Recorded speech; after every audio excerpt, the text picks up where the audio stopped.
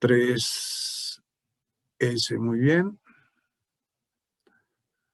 Muy bien, el grupo 3S.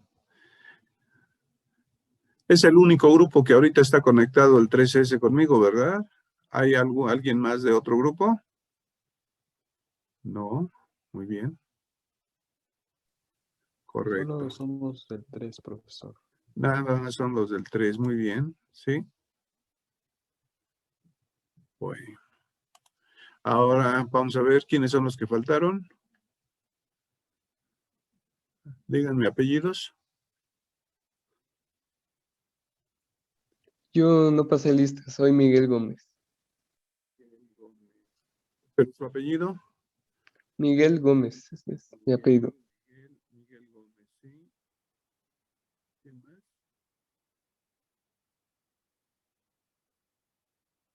Nada más, correcto. Entonces, vamos a continuar con el trabajo que estábamos desarrollando la sesión pasada.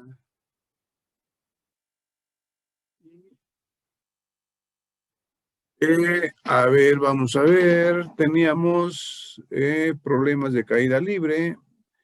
Vimos estos problemas. Tiro parabólico. Movimiento circular. Movimiento circular uniformemente variado. ¿Hasta dónde nos quedamos el día de ayer, muchachos? Vimos movimiento circular uniformemente variado, MCUV, aceleración tangencial, aceleración centrípeta, estática, primera condición de equilibrio. Un ejemplo de estática de primera condición de equilibrio. Este otro ejemplo de un cuerpo de peso de 350 newtons que se encuentra sujeto por cuerdas ligeras. Segunda condición de equilibrio. Este ejemplo, cuando me dan los vectores R y F, hacer el torque, calculando la definición, R cruz F,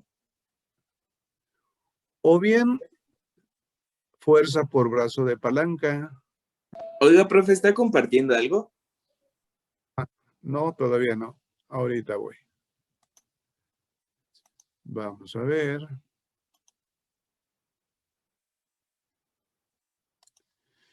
Ahí está. Entonces, estaba leyendo aquí la última pizarra. El torque, si se conoce R y F, y se hace por este determinante. O bien, si las fuerzas son coplanares, el torque, fuerza por brazo de palanca. Y este ejemplo de una regla en L, encontrar el torque resultante. O bien, finalmente, este problema de una viga que está articulada aquí, en este punto llamado pivote. Bueno, ¿hasta dónde me quedé? ¿Nos quedamos?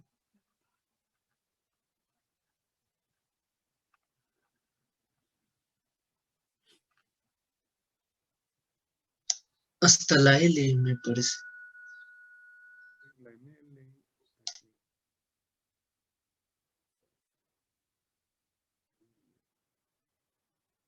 Bueno, vamos a ver este ejemplo de equilibrio estático para reforzar este concepto de equilibrio estático. Voy a aumentar un poquito el tamaño para que se vea la letra. Ahí está. Bien, entonces ya aquí arrancamos. En este ejemplo, entonces, vamos a aplicar lo que es el equilibrio estático de los cuerpos. Vamos a ver. Entonces, dice, un cuerpo se dice que está en equilibrio estático si se cumplen las dos condiciones de equilibrio, es decir, la primera condición de equilibrio o equilibrio de traslación y la segunda condición de equilibrio, también llamada o equilibrio de rotación. Ejemplo, tenemos una viga que pesa 300 newton y está articulada a una pared en un extremo, mientras que el otro extremo está sujeto con una cuerda, como se muestra en la figura. Entonces, determinar la tensión en la cuerda y la fuerza de reacción en el pivote. Este es el punto de articulación. Esta es la viga, su peso de 300 newtons y la cuerda que sujeta a esta viga por el otro extremo ejerce una fuerza de tensión sobre esa viga. Si la viga es uniforme, entonces suponemos que el peso está actuando justamente a la mitad de la viga. La viga tiene 6 metros de longitud, está actuando a 3 metros de cualquiera de los dos extremos. 3 metros. Entonces, las fuerzas que actúan sobre la viga se muestran aquí. Es la fuerza de tensión en la cuerda, el peso de la viga, y debe de haber una fuerza de reacción en este punto llamado pivote. Aquí hay una fuerza de reacción. El detalle es que siempre en los puntos de articulación o los puntos que están encajados en la pared y que se llaman empotrados, vigas empotradas, no sabemos cómo está la fuerza de reacción, si está perfectamente perpendicular o si está a un ángulo menor, o incluso la fuerza de reacción pudiera estar dirigida por abajo de la viga.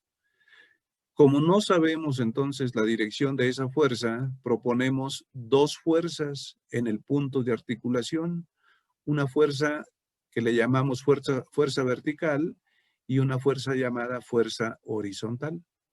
Entonces, con esto completamos nuestras fuerzas que actúan sobre la viga. Si está en equilibrio de traslación y de rotación, se deben de cumplir. Por ejemplo, la suma de todos los torques con respecto al punto P, voy a calcular los torques respecto a este punto. Entonces, la suma de los torques con respecto al punto P igual a 0. Entonces, las fuerzas que causan torque son el peso y la tensión. El peso tiene una magnitud de 300 newtons y va a causar una rotación horaria. Por esa razón, el torque tiene signo negativo. Y entonces es la fuerza de 300 newtons por el brazo de palanca de 3 metros. 3 metros. El torque producido por la fuerza de tensión, es la tensión que no conocemos por el brazo de palanca de esta fuerza. Este brazo de palanca de la tensión lo calculo aquí. Este es el brazo de palanca de la fuerza. La distancia perpendicular que hay desde el eje de rotación hasta la línea de acción de la fuerza. Entonces, este es el brazo de palanca de esta fuerza de tensión. La fuerza va a causar un torque, una rotación en el sentido antihorario. Por esa razón, el torque de esa fuerza es positivo. ¿Y cuánto vale ese brazo de palanca? Vale 6 por el seno de 30. Eso se ve de aquí, de esta figura, este triángulo. Entonces, esta hipotenusa vale 6 metros. Este ángulo es de 30 grados. Y este cateto, pues, se puede encontrar aplicando la función seno, que es la que aparece aquí. Bien, esa suma de torques es igual a 0. Y de ahí lo que hacemos es despejar la tensión, que es la fuerza que desconozco, resultando 300 newtons. Sí, ¿alguien preguntaba algo?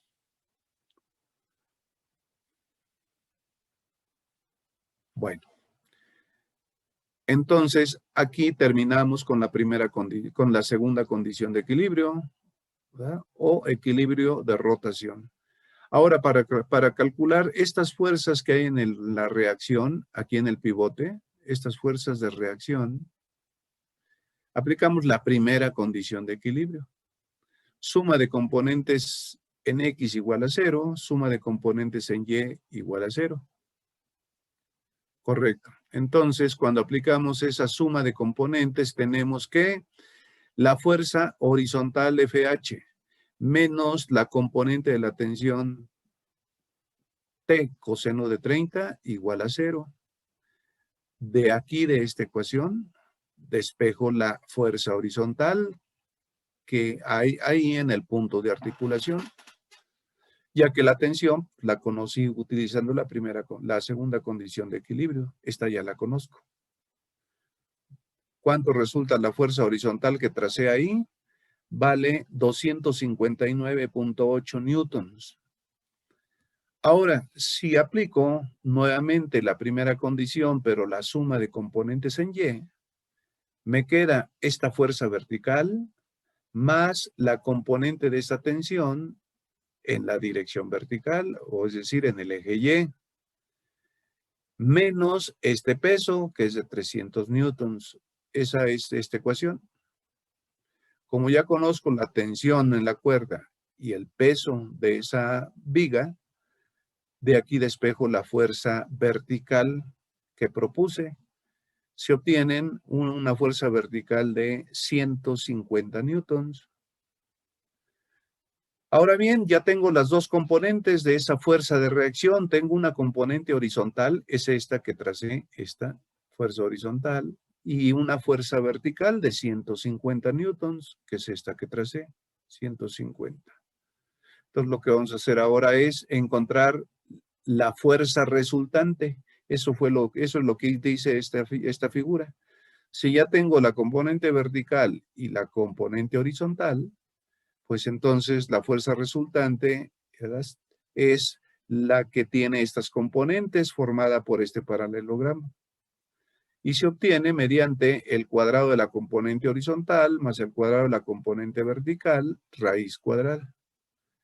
Entonces, la reacción tiene una magnitud de 300 newtons, esa fuerza de reacción. Y está dirigida, bueno, ahí faltaría en todo caso calcular a qué ángulo aquí, a qué ángulo está con respecto a la horizontal, pero con esto es más que suficiente, ¿verdad?, que tenemos. Ya si queremos calcular a qué ángulo con respecto a la horizontal está, pues aplicamos una función seno, coseno o tangente.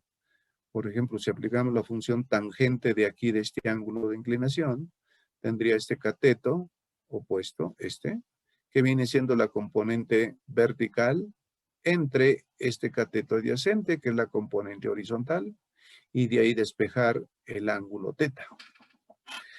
Bien, con eso entonces terminamos este ejercicio donde se aplican las dos condiciones de equilibrio. Fue un recordatorio de un ejemplo de equilibrio estático. Muy bien, si hay alguna pregunta ahí, adelante.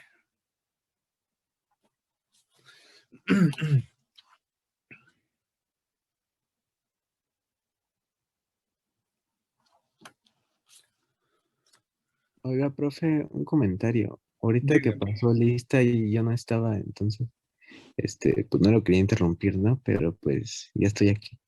A ver, ¿cómo se llama? Romero Hernández.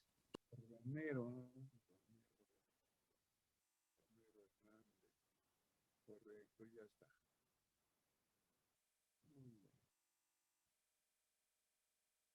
Bueno, vamos a ver la siguiente parte. Profesor, yo Sí, también falté del pase de lista, una disculpa. vamos a Vázquez ver. Peña.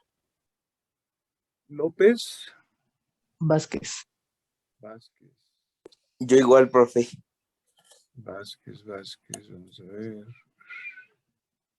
Muchas gracias, profe. Vázquez Peña. Muy bien, ya está. ¿Quién más? Yo, profe. Montes Flores. Yo también, profe. ¿Sí? ¿Quién es? Yo, Samudio. Julio. Ya está. Bien.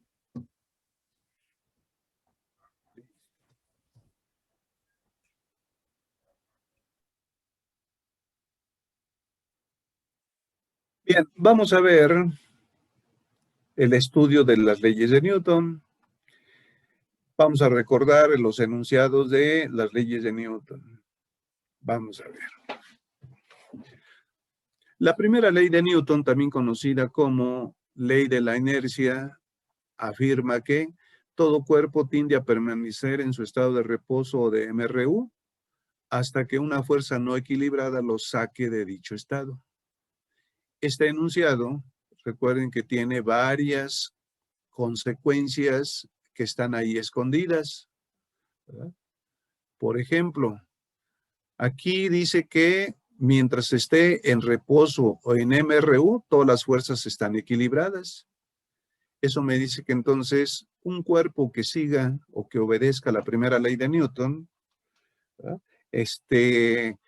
Se cumple la primera condición de equilibrio o equilibrio de traslación, está en equilibrio de traslación. Y si el cuerpo se está trasladando con equilibrio de fuerzas, acuérdense que a ese equilibrio le llamamos equilibrio dinámico. Muy bien. Hay otras cosas, otras cantidades que están escondidas en la primera ley de Newton, por ejemplo, el concepto de lo que es inercia, ¿verdad? La inercia de los cuerpos dijimos que es una propiedad intrínseca de la materia, ¿verdad? De tal modo que esta inercia de los cuerpos es la causa de que presenten resistencia a cambiar su estado de reposo o su estado de movimiento rectilíneo uniforme. Esa es la cualidad de esta propiedad llamada inercia de los cuerpos. Y una forma de cuantificar la inercia, pues, es a través de lo que es la masa de los cuerpos. Cuerpos que tienen una masa grande son muy inertes. Cuerpos que tienen una masa pequeña, pues se dice que son poco inertes. Déjenme conectar el aparato.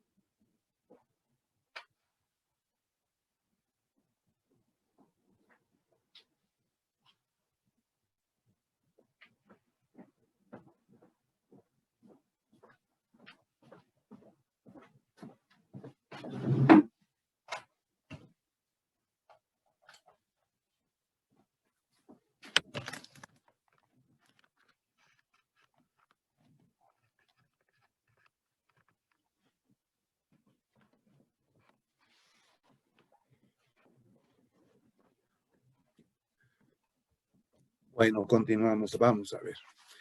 El enunciado de la segunda ley de Newton nos dice esto. Dice que la fuerza resultante que actúa sobre un cuerpo es igual al producto de la masa del cuerpo por su aceleración y su modelo matemático está dado por esta ecuación. Esta. Donde esta F, ¿verdad?, representa la suma de todas las fuerzas que actúan sobre el cuerpo. Esta ecuación, ¿verdad?, es una ecuación vectorial. En el caso de que estemos trabajando en un sistema coordenado X, Y, Z, tenemos que esta ecuación vectorial nos da lugar a tres ecuaciones escalares. Una fuerza resultante en X, una fuerza resultante en Y y una fuerza resultante en Z. Cada una con sus respectivas, masa por aceleración en X, masa por aceleración en Y, masa por aceleración en Z. Muy bien. ¿Qué más tenemos? La tercera ley de Newton, o ley de la acción, aquí hay que completarle. Aquí me faltó una C. O ley de la acción y de la reacción. Nos dice que a toda acción corresponde una reacción de la misma magnitud y dirección, pero de sentido opuesto. Entonces, una forma de escribir este enunciado en forma matemática es, por ejemplo, a través de este modelo. Explico. El signo igual me dice que estas dos fuerzas son iguales. Iguales en magnitud, iguales en dirección. Y el signo menos me indica que estas dos fuerzas son de sentido opuesto. Entonces, todo lo que acá nos dice del enunciado de la tercera ley de Newton se puede recoger en este único enunciado, que significa la fuerza que experimenta el cuerpo de masa M1 debido a la presencia de un cuerpo de masa M2 es igual en magnitud, igual en dirección, de sentido opuesto, que la fuerza que experimenta el cuerpo 2 debido a la presencia del cuerpo de masa M1. Eso es lo que estoy diciendo aquí también. Bien. Hay que recordar que en el sistema internacional la masa se mide en unidades de kilogramo, la aceleración se mide en unidades metros sobre segundo al cuadrado y por lo tanto la fuerza se mide en newtons. Pero en el sistema inglés, si nosotros medimos la fuerza en libras, ¿verdad?, que nos den datos de fuerza en libras, ¿verdad?, y la aceleración se mide en pies sobre segundo al cuadrado, la masa resulta ser una unidad derivada. Esa unidad derivada es el slug, que es un cociente de libras entre pies sobre segundo al cuadrado. La segunda ley de Newton me dice fuerza entre aceleración es la masa. Esa combinación de unidades me da una unidad llamada slug. En el sistema inglés, así se mide la masa. También tenemos otra fuerza conocida como peso de los cuerpos, la cual se define como la fuerza con la cual la Tierra atrae a los cuerpos. ¿Qué es el peso de los cuerpos? Pues es la fuerza de atracción que la Tierra ejerce sobre estos. Se calcula multiplicando la masa del cuerpo por la gravedad en el punto donde esté uno calculando el peso del cuerpo. Y aquí afirmo, la masa y el peso son, primeramente, dos cantidades perfectamente diferentes, ¿verdad? La masa es una cantidad escalar y el peso es una cantidad vectorial.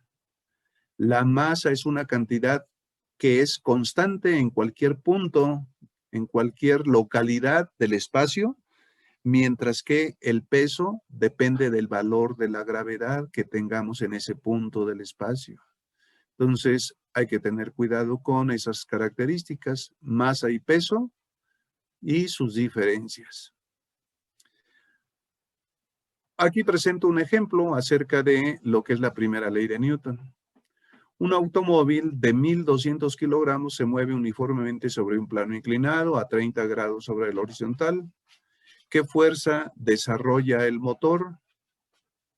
Entonces, si el cuerpo se mueve de manera uniforme, la primera ley de Newton dice que todos los cuerpos que se encuentran en movimiento rectilíneo uniforme, todas sus fuerzas están equilibradas. Por lo tanto, debo de entender que mientras este automóvil va subiendo por esta pendiente, ¿verdad?, todas las fuerzas que actúan sobre él están equilibradas. Esta es la fuerza que el motor ejerce y esta es la componente del peso. El peso está aquí. Esta componente del peso debe estar equilibrando a esta fuerza. Así como esta fuerza de reacción normal está equilibrando a esta componente del peso en la dirección perpendicular al plano. Bien, eso lo digo aquí. La fuerza que el motor ejerce es igual a la fuerza componente del peso. Y bueno, esa es simplemente esta ecuación, hacer cuentas para calcular que esta fuerza que me están preguntando que el motor ejerce vale 5.886 newtons y es la fuerza con la que ese automóvil va subiendo a velocidad constante. ¿Por qué? Porque todas las fuerzas, repito, están equilibradas. Y eso lo sé del texto del problema. Se mueve uniformemente. Aquí está. Bien. Tenemos otro ejemplo. Dice, a un bloque de 50 kilogramos se le aplica una fuerza horizontal de 800 newtons, como se muestra en la figura. Si se desplaza 12 metros sobre el plano inclinado partiendo del reposo, hay que determinar su velocidad final. Entonces, la fuerza que se aplica horizontalmente es esta, de 800 newtons. Aquí la estoy trazando. Una fuerza de 800 newtons. Además de esta fuerza que se está aplicando, tenemos las otras fuerzas, que es la fuerza de reacción normal del plano y el peso del cuerpo. No hay otra fuerza, son las únicas tres fuerzas. Con estas tres fuerzas, ¿verdad?, hago la aplicación de la segunda ley de Newton, ¿verdad? Entonces, para este sistema coordenado X y Y, voy a descomponer estas tres fuerzas en suma de componentes en X, suma de componentes en Y. Cuando hago eso, encuentro la fuerza resultante en X igual a masa por aceleración en X. Esta es una aplicación de la segunda ley de Newton, resultante de las fuerzas sobre el eje X. ¿Y qué fuerzas tenemos? Miren, tenemos que esta fuerza, cuando la proyecto aquí sobre este eje, ¿verdad?, este ángulo es de 30, este ángulo es de 30. Por lo tanto, la fuerza en esta dirección me da una proyección acá igual a 800, que es el valor de la fuerza, por el coseno de 30 grados. 30 grados. ¿Verdad? Otra componente en X es la componente del peso, que viene siendo esta fuerza proyectada aquí, sobre el eje X. Entonces, cuando yo proyecto esta fuerza, que es el peso, utilizo la función, ¿verdad? Utilizo la función sobre el eje X. Aquí tengo un error, muchachos. Voy a corregirlo. Tengo un error aquí. Es mg, fíjense ustedes, esta fuerza proyectada aquí sobre este eje me da la fuerza mg por el coseno de este ángulo. Este ángulo es de 60 grados. Si utilizo el coseno de este ángulo, será coseno de 60 grados, y si utilizo este ángulo, tengo el seno de 60 grados. Entonces, eso lo tengo que corregir antes de que este material se los envíe. Qué bueno que me di cuenta de eso. Vamos a ver. Aquí quedaría así. Y ya nada más sería de hacer correctamente la operación. Entonces, aquí tengo un error, ¿verdad? Hay que corregir. Bien. Entonces, cuando hago esta corrección, ahora hay que hacer nuevamente las cuentas para ver cuánto da la aceleración del cuerpo. Pero básicamente, entonces, es una vez que yo tengo de la segunda ley de Newton la aceleración, una vez que yo obtengo el valor de la aceleración, podemos utilizar cualquier ecuación cinemática para poder encontrar ahora la velocidad con la que se está moviendo el cuerpo, que es lo que me preguntan. 2 por la aceleración con la que se mueve por el desplazamiento que tenga sobre el eje X. Esta es una ecuación de aceleración constante, recuerda. Bien. Si ya tengo entonces esa aceleración, hago cuentas y me debe de resultar un número. No menciono este número porque voy a hacer esta corrección del coseno de 30 por el seno de 30. Aquí se me fue un error en esta parte. ¿Sí? Bueno, excepto esta corrección que tengo que hacer, si hay alguna pregunta sobre el análisis de fuerzas sobre este cuerpo, adelante.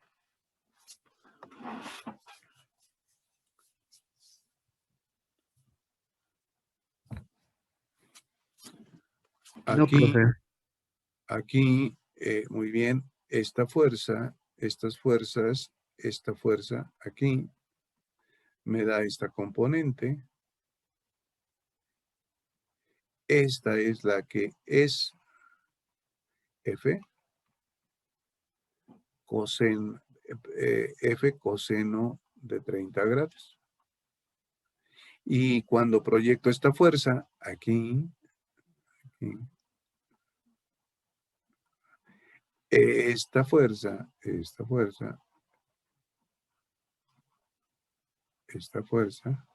es mg coseno de 60 grados. Esta debe ser igual a esta. es lo que voy a hacer la corrección. Muy bien. Nos vamos a la dinámica del movimiento circular. ¿Qué tenemos en la dinámica del movimiento circular?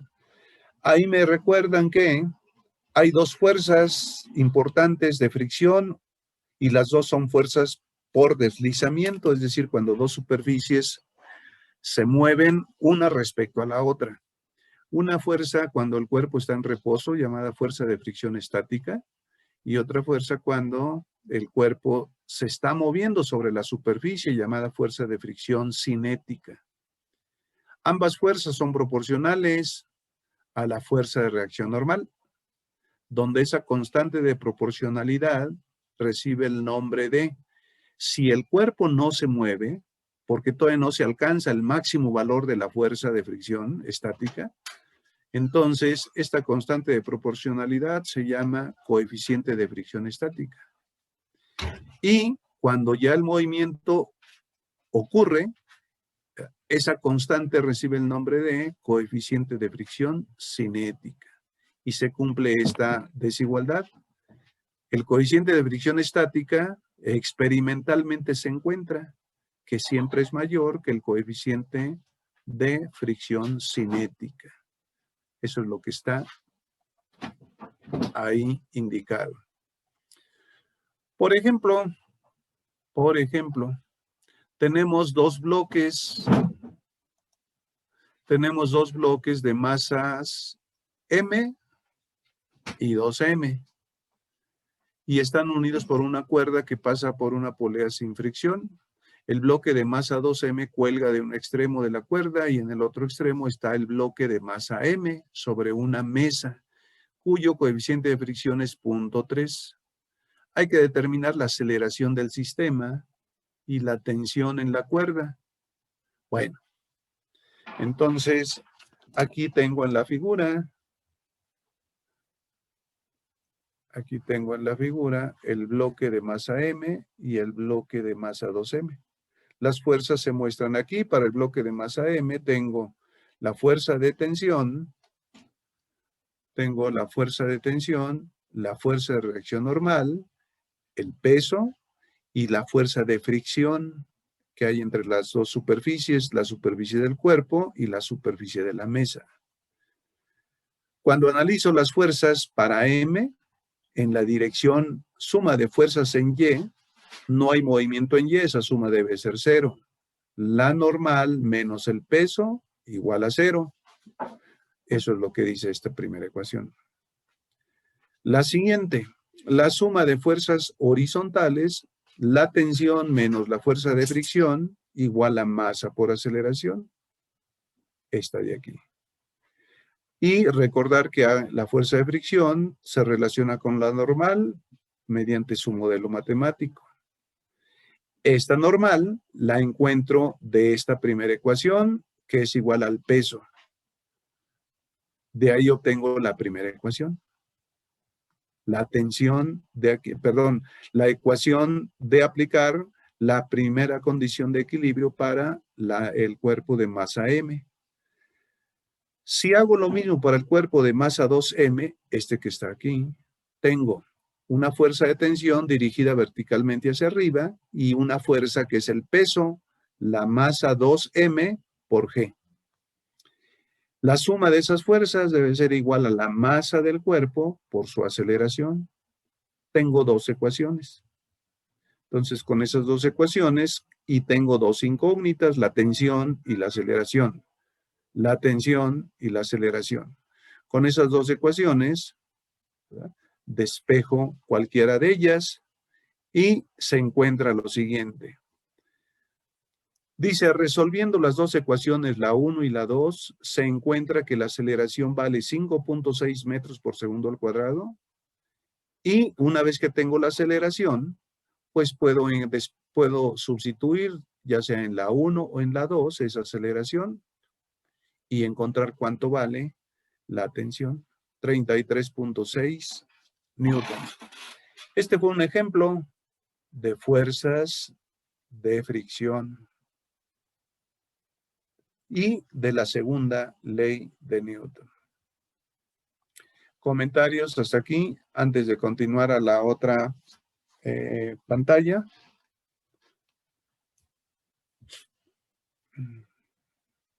No, profe.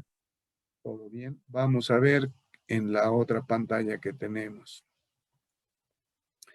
La dinámica del movimiento circular.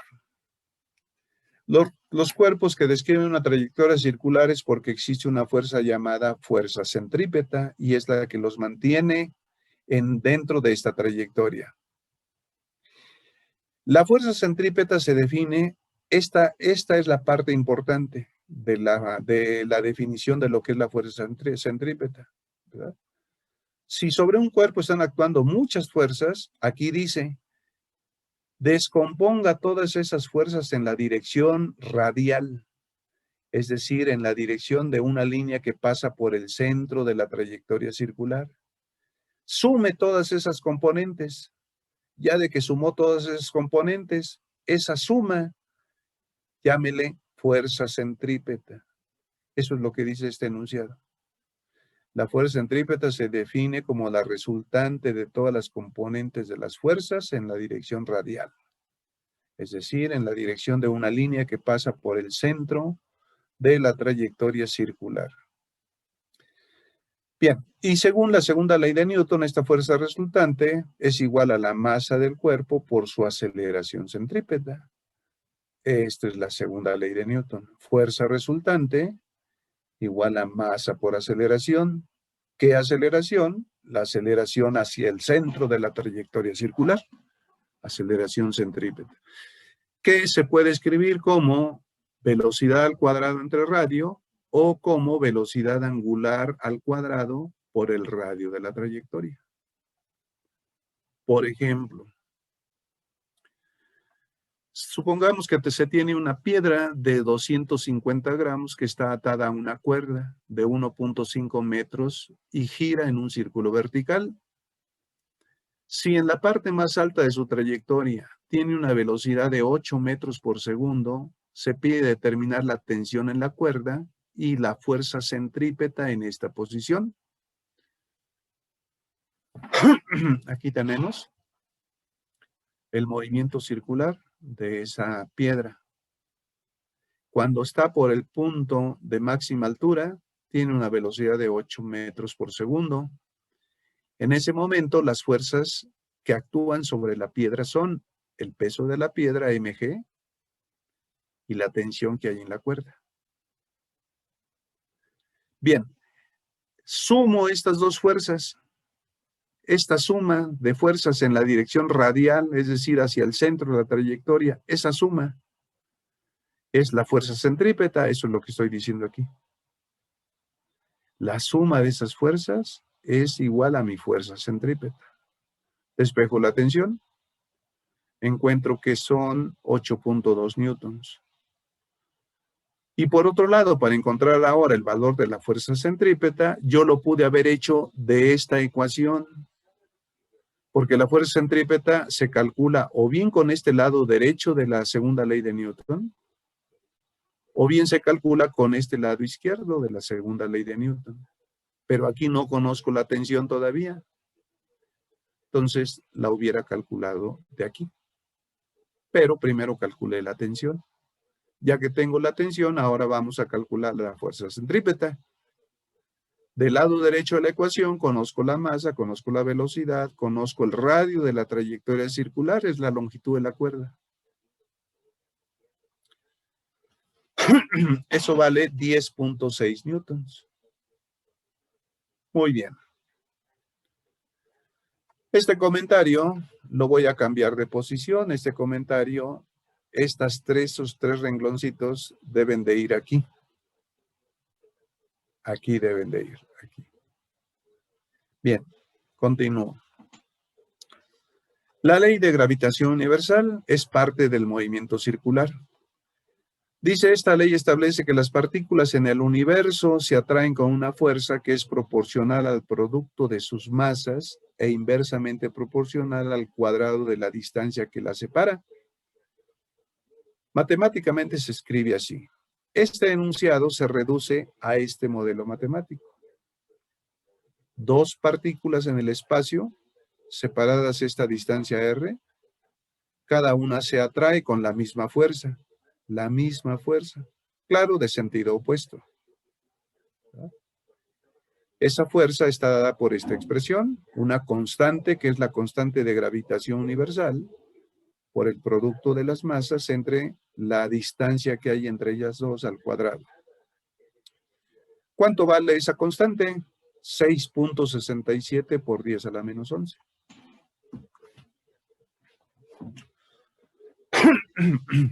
Bien.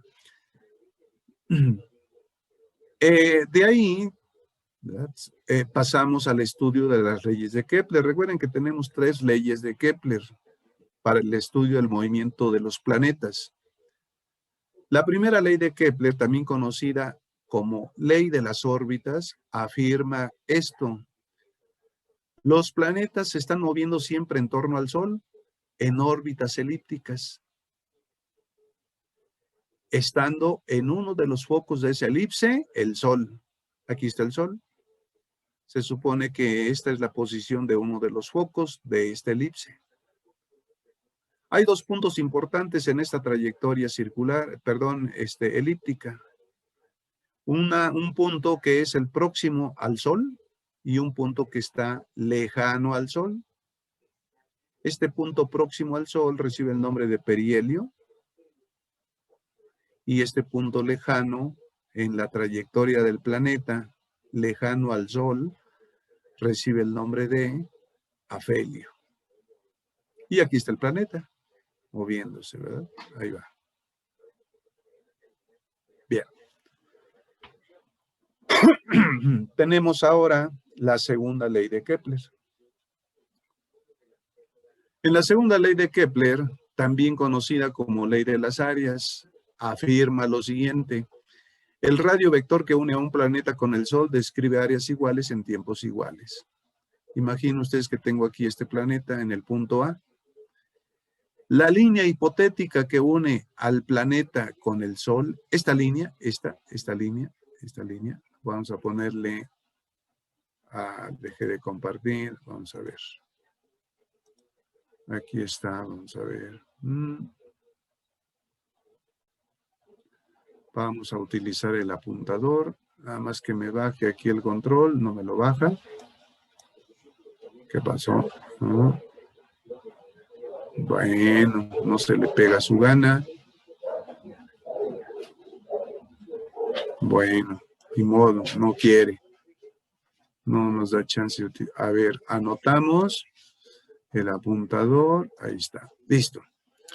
Entonces, esta línea que une el planeta con el Sol es a lo que le llamamos el radio vector. Es una línea hipotética, ¿verdad? Entonces, cuando el planeta se mueve del punto A al punto B, este radio vector describe esta área A1, le llamé A1. Cuando el planeta se mueve del punto A al punto B, transcurre un intervalo de tiempo, delta T1. Ahora, para otros 2 puntos, cualesquiera, por ejemplo, cuando el planeta se mueve del punto C al punto D, el radio vector describe esta otra área, A2, A2. Kepler, la segunda ley de Kepler afirma que si este intervalo de tiempo de A a D es el mismo de A a B, aquí dice, solamente si delta T1 es igual a delta T2, se garantiza que esta área descrita por el radio vector es igual a esta otra área. Muy bien, eso es lo que se dice aquí. Y la tercera ley de Kepler o ley de los periodos. El cuadrado del periodo de revolución de un planeta en torno al Sol es directamente proporcional al cubo de su semieje mayor. El modelo matemático de este enunciado está aquí. T representa el periodo o tiempo que tarda un planeta en dar una vuelta completa en torno al Sol. T representa el periodo. K es la llamada constante de Kepler. Y A es la longitud del semieje mayor de la elipse. Es lo que en la primera ley de Kepler acá indiqué como la A. Del centro de la elipse a un vértice, tengo tengo la mitad del eje mayor, por eso se llama semilongitud del eje mayor. El eje mayor va de vértice a vértice y vale 2A. Bien. En el caso de que la órbita sea elíptica, perdón, en el caso de que la órbita sea circular, no hay problema porque en lugar de entrar en juego aquí la longitud del semieje mayor, entra en juego el radio de la trayectoria circular y me quedaría radio al cubo para el caso de trayectorias circulares. Esta constante de Kepler la podemos ver en algunas tablas, aunque no nos debe de preocupar. Generalmente cuando nosotros trabajamos con algunos problemas, resulta que por cociente de dos periodos diferentes, ¿verdad?, podemos cancelar esta constante y es irrelevante si lo conocemos o no su valor numérico. Pero los que gusten consultarla, por ejemplo, en el Resning está la tabla de la constante de Kepler de algunos planetas que se están moviendo en torno al Sol. Bien, aquí termina entonces lo que son la ley de gravitación universal y las leyes de Kepler. Lo que quiero darles o les voy a enviar como material de estudio es estas aplicaciones. Esta es una aplicación de la ley de gravitación universal.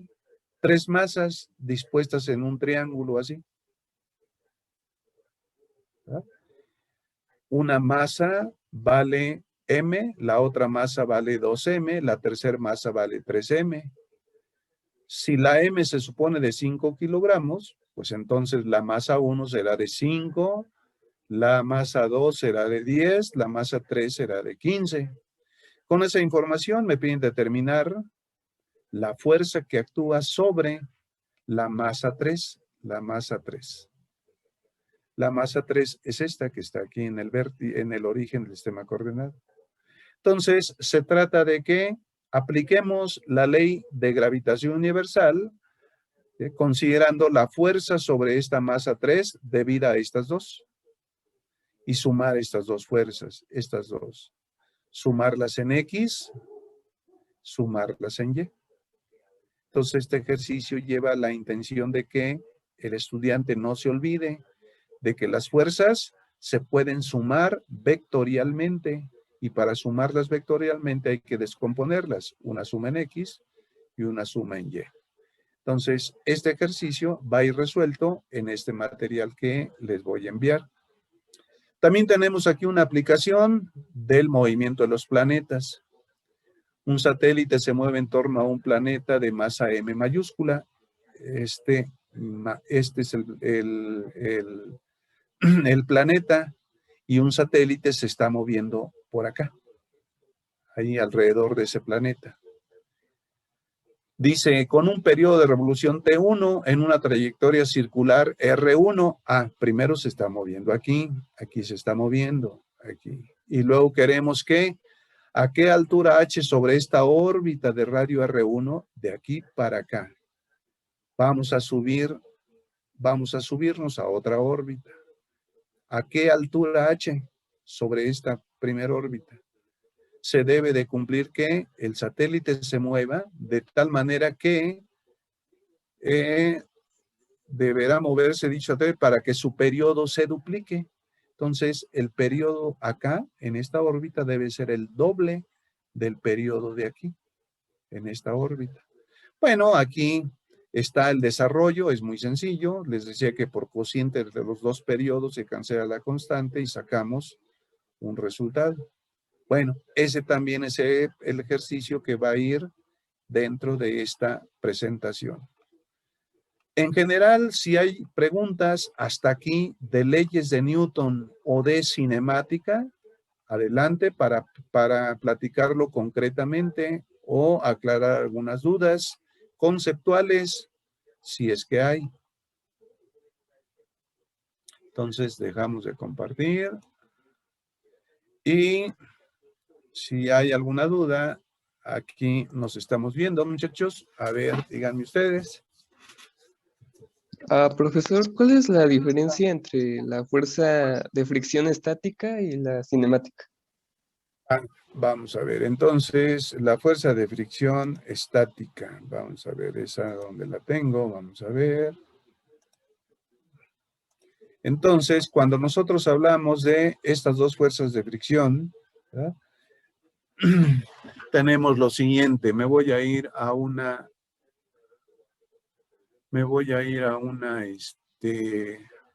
a una pizarra para explicar. A ver, déjenme ver dónde andan mis pizarritas.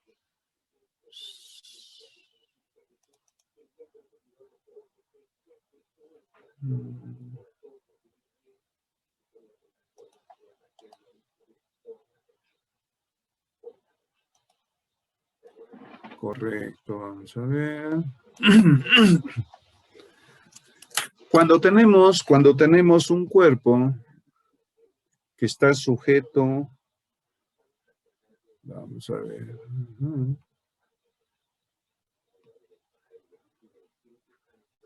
Cuando nosotros aplicamos una fuerza sobre un cuerpo, ¿verdad? Una fuerza pequeña, el cuerpo no se mueve porque existe una fuerza de fricción del mismo tamaño que aparece aquí entre las dos superficies de contacto. Si nosotros aumentamos la fuerza,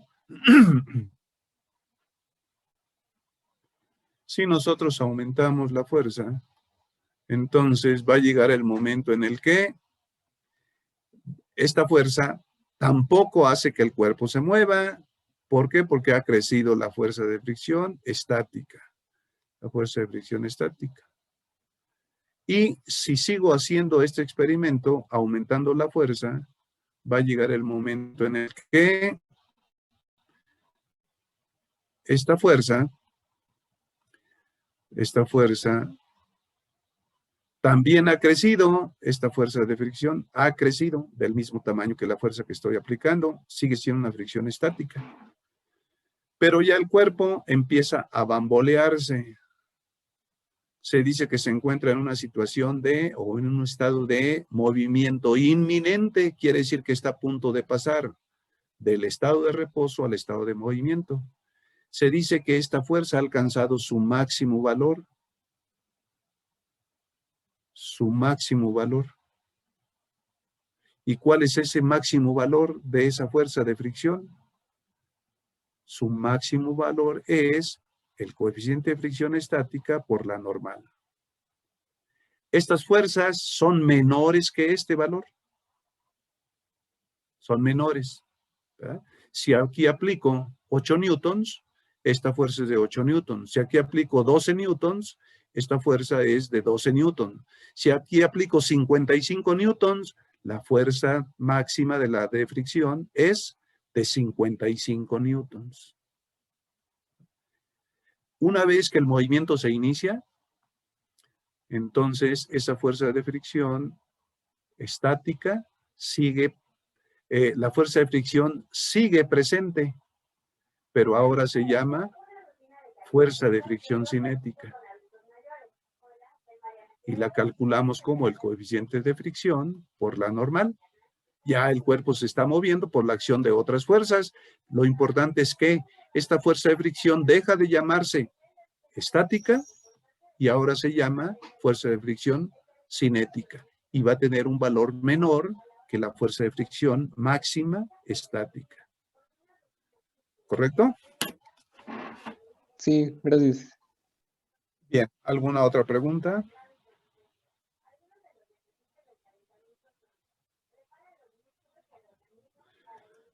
Muy bien, vamos a ver la parte de trabajo, energía y potencia. Aquí tenemos algunos conceptos que son importantes. Por ejemplo, ¿cómo se define el trabajo? Bueno, el trabajo desarrollado por una fuerza se define como el producto de la componente de la fuerza en la dirección del movimiento por la distancia que recorre, o bien como el producto escalar de la fuerza y el desplazamiento. Debo de aclarar lo siguiente, este modelito que estoy presentando aquí, ¿verdad? es el trabajo realizado por una fuerza supuesta constante. A ver, una fuerza supuesta constante. El trabajo denotado con la letra W es la fuerza multiplicada por el desplazamiento. Pero, caso de una fuerza constante. ¿Y cómo sería el modelo matemático para calcular en general el caso de una fuerza variable? Ese es más complejo. El trabajo de una fuerza variable va en términos de lo que es, bueno, claro, ahorita ya lo podemos escribir porque ya somos alumnos del quinto y del sexto semestre, ¿verdad? Ya llevamos un curso de cálculo diferencial y estamos probablemente tomando un curso de cálculo integral o también ya lo llevamos. En el caso más general, el trabajo se define como la integral de la fuerza, el trabajo, multiplicado por un desplazamiento elemental. dr representa un desplazamiento elemental. Es una integral que se realiza sobre la trayectoria en que el cuerpo se mueve. Por eso digo, este es un caso particular de una fuerza constante. Fuerza constante por el desplazamiento. Pero, caso general, cualquier fuerza variable multiplicada por un desplazamiento elemental. Claro, cuando nosotros vemos este modelo matemático, no lo decimos así. Decimos, mire usted, cuando tengamos una fuerza que varía como es la fuerza de un resorte, haga la gráfica. Y la gráfica de la fuerza de un resorte le queda aquí abajo, porque es menos K por X, menos K por X. Esta es la fuerza y esta es la coordenada X. Y si usted va a calcular el trabajo desde que el resorte está no deformado hasta una posición deformada, calcule el área por métodos gráficos, ¿verdad? Esto es lo que vemos a lo más como el trabajo, ¿verdad? Es lo más que vemos de complicado de esta forma, ¿verdad? Ya gráficas más complejas ya no las vemos. Pero cuando estamos en sexto sabemos hasta sacar cosas complicadas con esta cosita, ¿no? Bien, nosotros básicamente trabajamos con fuerza por desplazamiento, producto escalar. Producto escalar. Bien, eso es lo que nos dice este modelito matemático. Las unidades en que se mide el trabajo son unidades de fuerza por unidades de longitud, metros. Newton metro, a esa unidad le llamamos la unidad Joule en el sistema internacional. También tenemos otra cantidad llamada energía cinética. Esa energía cinética que poseen los cuerpos en virtud de su movimiento se calcula como un medio de la masa por la velocidad al cuadrado. Entonces, todo cuerpo que tiene velocidad, pues, tiene energía cinética. Los cuerpos que están en reposo, pues tienen energía cinética cero. La unidad de energía cinética también es el Joule. Joule. Igual que las unidades de trabajo. Incluso hay un teorema que se llama, es el que sigue. Hay un teorema que se llama teorema del trabajo y la energía. Fíjense ustedes. Este teorema me relaciona los dos conceptos anteriores, el trabajo y la energía cinética. Pero hay que saberlo aplicar. Este teorema que nos dice, bueno, el trabajo neto que realizan todas las fuerzas que estén actuando sobre un cuerpo se puede calcular simplemente como la variación que experimente en su energía cinética el cuerpo. Eso es lo que dice este teorema llamado del trabajo y la energía. Trabajo neto quiere decir el trabajo de la fuerza 1 más el trabajo de la fuerza 2 más el trabajo de la fuerza 3, etcétera, es igual a cambio en la energía cinética. Es decir, energía cinética en el punto final menos energía cinética en el punto inicial.